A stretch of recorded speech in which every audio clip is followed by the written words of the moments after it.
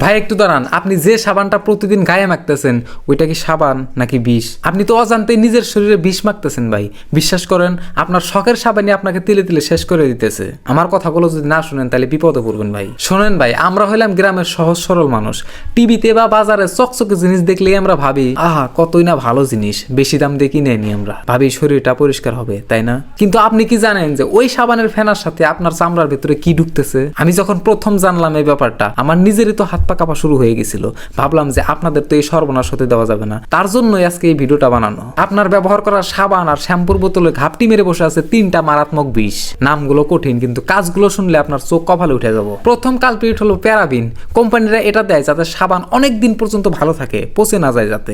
কিন্তু ভাই এইটা যখন আপনার চামড়ার ভেতর দিয়ে শরীরের ভেতর ঢোকে তখন কি করে জানেন? সোজা আপনার শরীরের ভেতর থাকা হরমোনের উপর হামলা করে। আপনার শরীরের ভেতর যে কলকবজা আছে মানে হরমোন, সেটাকে একদম উল্টাপাল্টা করে দেয়। ডাক্তাররা এখন বলতেছে যে ক্যান্সারের মতো বড় বড় অসুখের পেছনে নাকি এই প্যারাবিনের হাত আছে, মানে আপনার ব্যবহার করা সাবানের হাত আছে। চিন্তা করেন একবার, আপনার শরীরে পরিষ্কার করতে গিয়ে আপনার শরীরের ভেতরটা আবার ঝাঁঝরা করে ফেলাইতেছেন না তো? দ্বিতীয়টা আরো খাতারনাক, এর নাম হলো ট্রাইক্লোক্সান। এটা দেয় যাতে জীবাণু মরে যায়, কিন্তু সমস্যা হলো এটা খারাপ জীবাণুর সাথে সাথে আপনার শরীরের ভালো পাহারাদারদেরও মেরে ফেলে। সহজ কথায় বলি, হ্যাঁ, আপনার শরীরে যে রোগ প্রতিরোধ ক্ষমতা আছে, ইমিউনিটি পাওয়ার, মানে রোগ হলে যে শরীর একাই লড়ে, এই ট্রাইক্লোক্সান সেই শক্তিটাকে নষ্ট করে ফেলে। ইদানিং দেখবেন জ্বর সর্দি হলে সহজে সারতে চায় না, কেন জানেন? কারণ আপনি নিজেই এই সাবান দিয়ে ঘষে ঘষে আপনার শরীরের ডিফেন্স সিস্টেমকে আপনি নষ্ট করে ফেলছেন, একদম মেরে ফেলছেন। আর 3 নাম্বারটা হলো সালফেট। সাবান গায়ে মাখলে যে সাদা ফেনা বের হয়, এই ফেনা দেখে তো আপনি খুবই খুশি হন, তাই না? ভাবেন বাহ খুব পরিষ্কার হইতেছে। আরে ভাই, ওই ফেনাই তো আসল ধোকা। এই সালফেট আপনার চামড়ার উপরে তেল